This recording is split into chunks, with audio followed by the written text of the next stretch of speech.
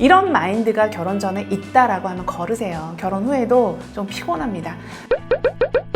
안녕하세요. 연애 읽어주는 여자입니다. 가을에는 결혼의 계절이기도 하잖아요. 그러다 보니까 지금 한참 연애 중이신 분들 상견례하고 결혼 날짜가 픽스됐다라는 좋은 소식을 좀 주고 계세요.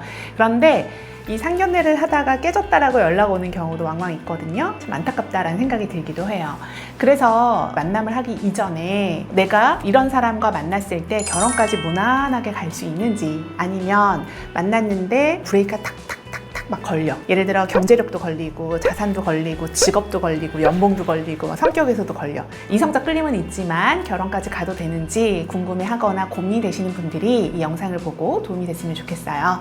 그래서 오늘은 결혼 전 반드시 걸러야 되는 여자 유형에 대해서 한번 말씀드려 볼게요. 먼저 첫 번째, 항상 내가 1순위이어야 하는 여자. 쉽게 설명을 하자면 이 남자한테 내가 항상 우선순위 1순위로 있어야 돼.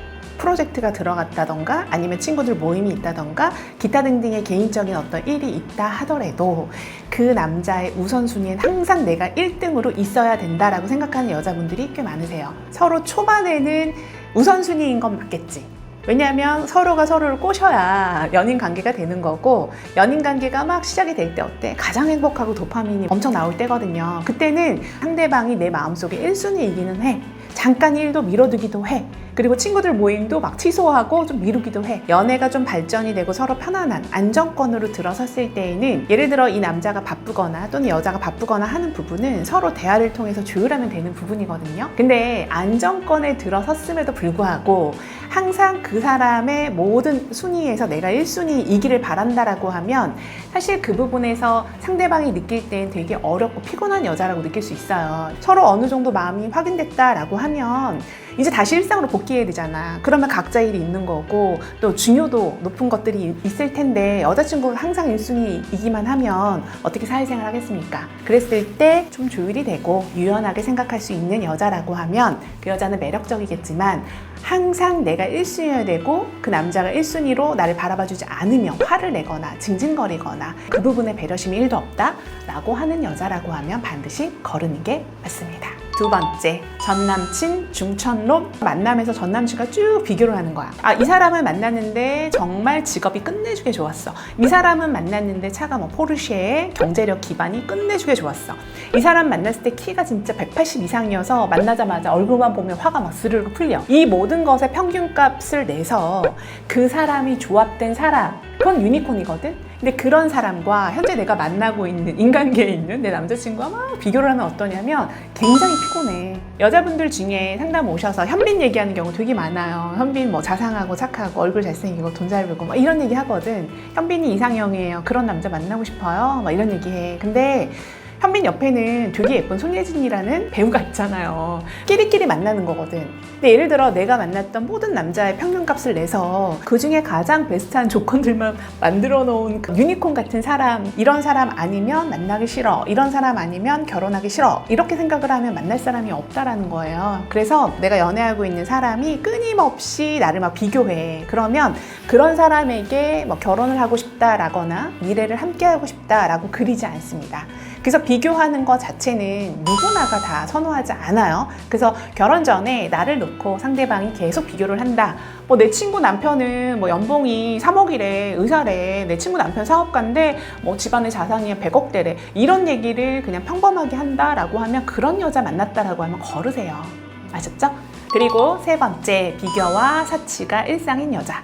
이건 이제 제가 두 번째에서 말씀드린 것과 좀 일맥상통한 부분이 있는데요. SNS 요즘 많이 하시잖아요. 인스타도 하고 페이스북도 하고 뭐 유튜브도 보는데, 거기 보면 어때? 세상에 잘난 사람, 세상에 누구나 다 행복한 사람들만 가득해요. 내 현실 세계는 그렇지 않다라는 거지. 저 역시도 마찬가지예요.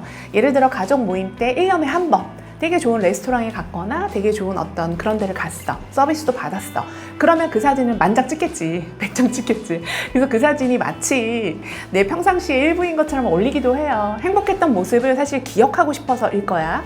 근데 그게 그냥 일상, 늘 나는 이런 대접을 받는 사람이고 난 늘 이렇게 하는 사람이야 라는 느낌으로 SNS에 막 내가 사진을 과시용으로 올리게 되면 어떠냐면 남자들도 싫어해요. 그거 자체를 사치 있는 여자라고 보기 때문이에요. 근데 결혼과 동시에 경제 공동체가 되기 때문에 배우자가 너무 사치스럽다라고 하면 내가 그 부분에 대해서 감내를 해야 되는 거잖아요. 그래서 절대 좋아하지 않습니다. 여성분들 상담 오셔서 그런 얘기 많이 해요. 미팅 나갈 때 잘 갖고 있는 백 중에 가장 비싼 백을 메고 미팅에 나간다는 거야. 그리고 자기 옷 중에 가장 비싼 옷을 입고 미팅에 나간다는 거야. 근데 저는 절대 그렇게 하지 말라고 얘기해요. 왜냐면 예를 들어 그 사람이 명품백이 딱 한 개가 있어. 근데 그 명품백을 늘 그 브랜드에 사용하는 것처럼 그런 이미지를 풍기면 첫인상에서 이게 단지 20대 연애라고 생각하면 물론 잘 나가고 세련되고 예쁘면 좋겠지만 30대가 넘었다, 30대 초반이다 라고 하는 여성분들은 대부분 이제 결혼을 염두에 두고 누군가를 만날 거거든요.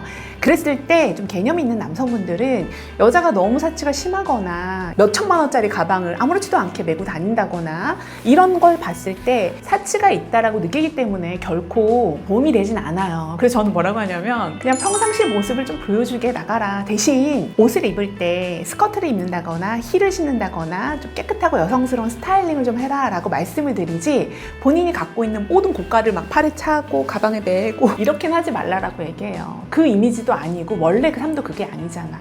결혼은 연극이 아니에요. 잠깐 1, 2년 반짝 연극한다라고 해도 그게 롱런할 수 없기 때문에 결국은 본색이 드러나거든요. 그게 1년 안에 드러나느냐 아니면 처음부터 오픈해서 우리 둘이 서로 알고 가느냐 그건 되게 큰 차이예요. 나의 있는 그대로의 모습도 솔직 담백하게 보여주고 이런 모습을 서로가 서로한테 보여줬을 때 아, 이 사람은 좀 정적인 사람이구나. 아, 이 사람은 사치를 좀 하는 사람이구나. 내가 그 부분에 대해서 인지를 하고 그 부분에 대해서 내가 내 마음이 수락이 됐을 때 결혼까지 염두에서 갔을 때는 사기 결혼 당했다라는 말을 안 하는 거예요. 사기 당했다라고 말하는 게 뭐야. 너무나 중요한 포인트에서의 내가 말하지 않는 부분들이 있어. 예를 들자면 내가 빚이 있는데 상대방에게 빚이 있다라는 얘기를 하지 않아. 그건 사기예요.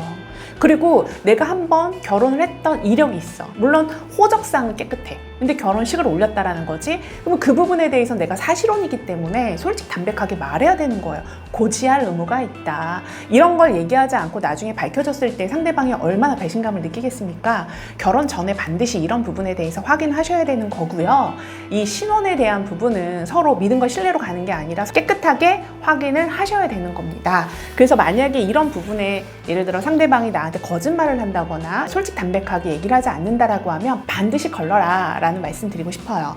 그리고 프로포즈 얘기 되게 많이 하더라고요. 20대 여성분들은 보통 이제 호텔, 시그니엘 뭐 이런 데서 남성분이 명품백 탁 주고 뭐 호텔 탁 잡아줘가지고 정식으로 프로포즈하는 그런 것들에 대해서 여성분들은 얘기를 되게 많이 하는데 또 그렇게 하지 않았을 때 서운해요. 친구랑 막 비교하는 경우가 왕왕 있죠. 근데 남성분들은 그걸 굉장히 부담스러워합니다. 이게 나이대, 그 다음에 본인의 소비 수준, 그 다음에 본인의 자산 뭐 이런 마인드에 따라서 좀 다른 것 같아. 서로가 서로한테 그 부분에 대해서 수락이 되면 상관이 없겠지만 남자분은 그게 싫어. 왜요? 남자가 그걸 다 해줘야 돼. 서로 결혼하는 건데 이런 마인드인데 상대 여성분은 예를 들어 친구들은 다 시그니엘에서 했대. 남자친구가 명품백은 사줬대. 이런 얘기를 하면 그거 자체가 부담이거든. 근데 이런 걸 결혼 전에 요구를 했다. 결혼 후에 더 많은 것을 요구할 겁니다. 그러니까 결혼 전에 그런 얘기를 했다라고 하면 한 번 더 심사숙고하시는 게 맞아요. 나와 내 피앙세가 서로 다른 의견을 갖고 있다라고 하면요. 결혼 전에 그런 부분들은 반드시 대화를 통해서 서로 합일점이 있는지 없는지를 체크해 보셔야 됩니다. 그래서 합일점이 없다라고 판단이 되면요. 거르는 게 맞아요. 그리고 또 하나 더 덧붙이자면 나는 항상 대접받는 사람이야. 나 누구나한테 대접받는 사람이야. 네가 날 대접해줘야 돼. 이런 마인드가 결혼 전에 있다라고 하면 거르세요. 결혼 후에도 좀 피곤합니다. 그리고 네 번째, 원가족과 독립되지 않은 여자.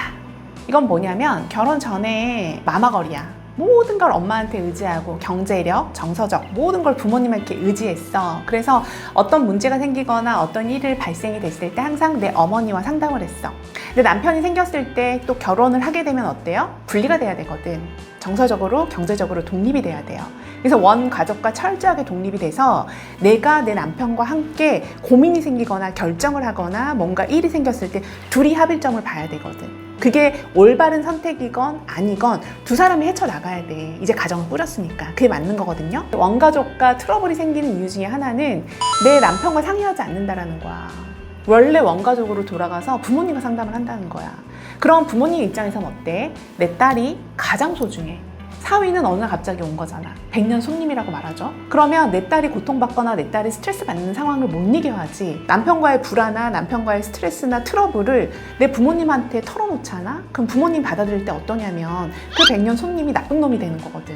반대 입장 얘기해볼까? 와이프하고 생기는 트러블을 자기가 스스로 해결하는 게 아니라, 이 와이프랑 해결하는 게 아니라 그거를 모아놓고 쌓아놨다가 자기 원래 부모님, 어머님한테 막 얘기를 해. 아버지한테 얘기를 해. 그럼 이 부모님은 시부모님이잖아. 며느리를 바라볼 때 어떠냐면 선입견이 생겨버려.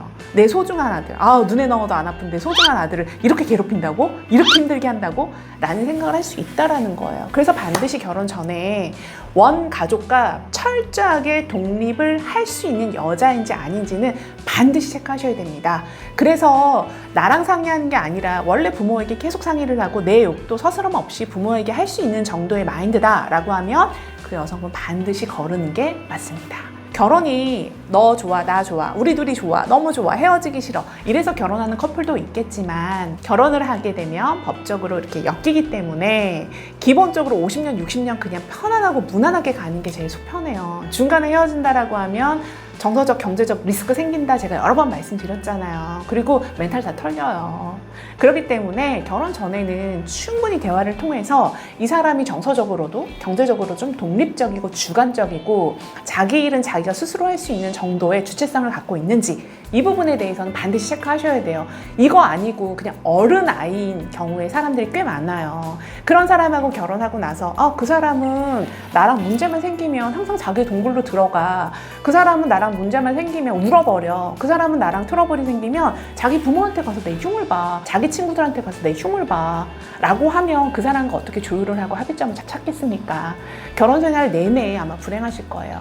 그렇기 때문에 반드시 결혼 전에 이 부분은 체크하셔서 걸러야 된다라고 생각하시면 반드시 거르는 게 맞습니다. 이 외에도 결혼으로 가기 위해서 걸릴 것들 되게 많아요. 그리고 스스로 이 사람과 내가 독립적으로 서로가 서로한테 시너지가 날 수 있고 서로가 서로를 응원해주고 서로가 서로를 배신하지 않고 뭔가 이 사람이 잠깐 다운돼 있어. 뭔가 회사에서 안 좋은 일을 겪었어. 그랬을 때에도 내가 그 부분에 대해서 괜찮아. 나도 돈을 벌고 있잖아. 내가 그 부분은 감내해낼게 하는 정도의 독립성은 좀 있어야 된다라는 거예요. 남자가 예를 들어 어느 날 정리해고 당했어. 사업이 잘 안 됐어. 사업을 접게 됐어. 뭐 그런 위기들이 발생이 될 수 있잖아요. 그랬을 때 나 몰라, 난 경제활동 못해, 이런 여자라고 하면 어떻게 의지해서 살겠어요. 그리고 아이를 낳았는데 나 아이 길러본 적이 없어, 애가 막 울어, 나 어떻게 해야 될지 모르겠어, 이런 여자랑 행복한 결혼을 꿈꾸는 남자는 없을 거예요. 그래서 기본적으로 성숙한 인간을 만나는 게 첫 번째이자 제가 좀 조언드리고 싶은 포인트이고요. 그리고 결혼 전에 반드시 상대방과 대화를 정말 많이 해봤으면 좋겠어. 대화하지 않고 그냥 도파민 뿜뿜한 상태에서 결혼만 일단 딱 질러버려. 그러고 나서 일사천리로 결혼하고 나서 이것도 불만 저것도 불만 이것도, 이렇게 되면 본인도 괴롭겠지만 주변 사람들도 굉장히 괴로울 수 있다는 점, 제가 결혼정보회사 대표로서 말씀드리는데 결혼 전에 연애하다가 상견례에서 깨지더라도 그건 다 괜찮아요. 청첩장 찍은 상태에서 깨져도 다 괜찮아요. 근데 호적상 결혼을 빵 올리고 나서 이혼하려고 하면 이거보다 한 100배는 더 힘드실 거라는 거 미리 말씀드릴게요. 그래서 오늘은 제가 결혼 전에 이런 여자를 만났다라면 반드시 걸러라 라는 포인트로 한 4가지 정도 말씀을 드렸는데요. 오늘 제 영상이 도움이 됐다면 좋아요, 구독 부탁드릴게요. 지금까지 연애 읽어주는 여자였습니다. 감사합니다.